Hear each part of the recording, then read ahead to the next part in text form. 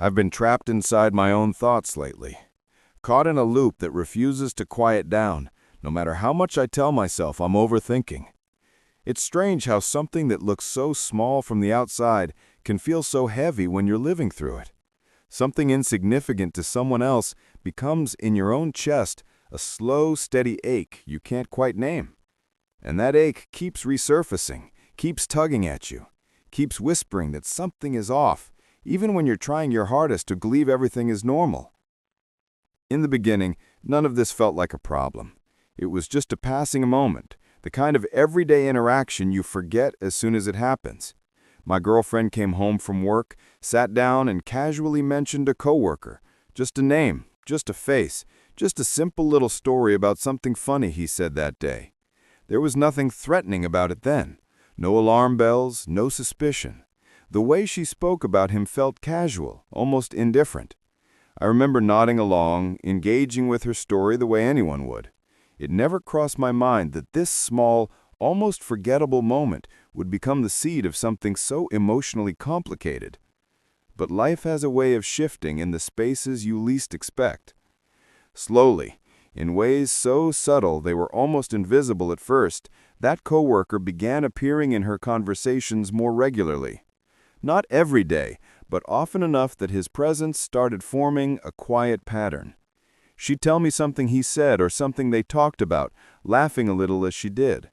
At first, it felt harmless. She's social by nature, warm, easy to talk to.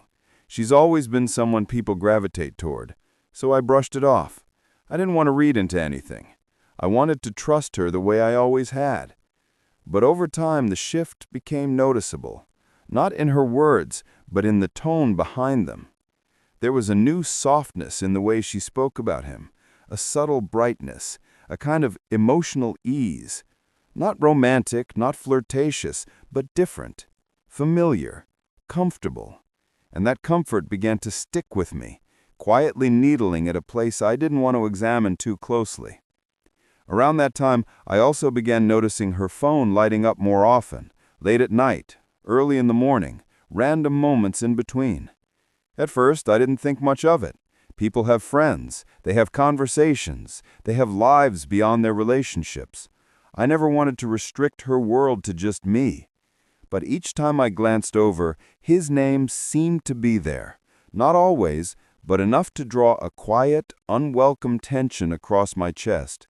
It wasn't the texts themselves that bothered me. It was the way she reacted to them. She'd smile softly at her phone. She'd laugh at messages I wasn't part of. She'd type quickly, almost eagerly, like she wanted to continue the exchange without missing a beat. And every time I gently asked, "Who's that?" she'd say his name casually, effortlessly, as if it were the most normal thing in the world. The problem wasn't the answer. It was the way she answered it. Something about her tone felt too comfortable, too warm, too invested. I tried not to spiral. I tried reminding myself I wasn't a jealous person. I didn't want to be controlling or insecure. I didn't want to become the kind of partner who turns harmless interactions into accusations. So I stayed quiet. I swallowed the discomfort every time it surfaced. I told myself she wasn't doing anything wrong. But emotional instincts have a way of cutting through denial. Soon her attention toward me began to shift. She became more distracted when we were together. Her responses became shorter, less engaged. Sometimes I'd talk, and she'd answer without lifting her eyes from her phone. Other nights, she'd place her phone face down on the couch, not abruptly, not suspiciously, but intentionally enough that it sent a quiet pulse of anxiety through me. That was the moment I began realizing something wasn't right. Not something physical, not something dramatic, but something emotional. Something you can feel even when no one says a word. Eventually, I mustered the courage to talk to her. I didn't accuse her of anything.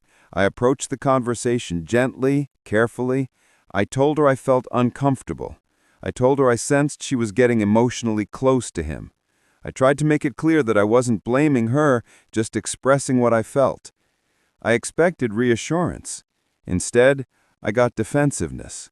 She told me I was overreacting. She told me it was all in my head. She told me I was creating problems where none existed. And maybe she truly believed that. Maybe to her, everything was exactly as she said it was, friendly, innocent, harmless.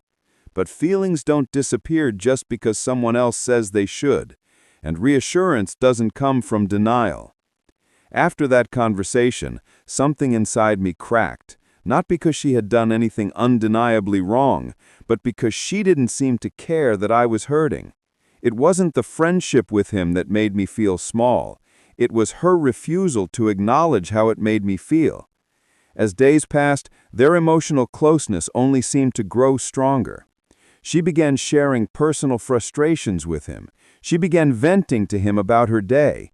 She'd come home telling me stories about conversations that went deeper than surface level. And that's when the quiet fear inside me began to solidify into something heavier. There were small, fleeting moments when she'd talk about him with a spark in her eyes, a softness in her voice, a sense of connection. And that frightened me, not because I believed she loved him, but because I recognized that spark. It was the same one she once had when she talked about me.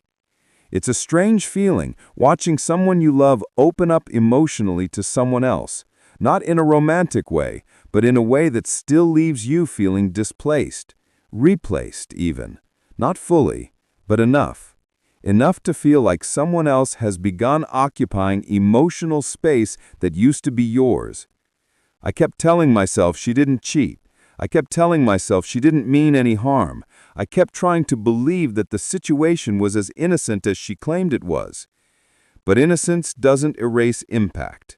And emotional drift can hurt just as deeply as betrayal. I'm not angry at her. I'm not accusing her. I'm not saying she intended to cause damage. But something changed. Something shifted in the dynamic between us. Something opened inside her in a place I can't reach anymore. And now I'm left trying to understand whether this pain I'm feeling is the result of something she did or something I feared into existence. Whether this emotional closeness she has with him is harmless, or whether it's the beginning of a slow, quiet unraveling of us. Because when someone else starts receiving the pieces of her she used to give to me, when her attention lights up more for him than for me, when her defensiveness becomes more powerful than her desire to comfort me, it's hard not to feel like something important is slipping away. Maybe this wasn't cheating, but it wasn't nothing either. And that's the part that keeps breaking me. The uncertainty of knowing she didn't cross any obvious line, yet still feeling like she crossed a boundary I didn't know how to name. If you were in my position, watching the person you love slowly grow closer to someone else while telling you nothing is wrong, what would you do? Is this cheating, or is it emotional drift? Share your thoughts. Your perspective might help more than you think.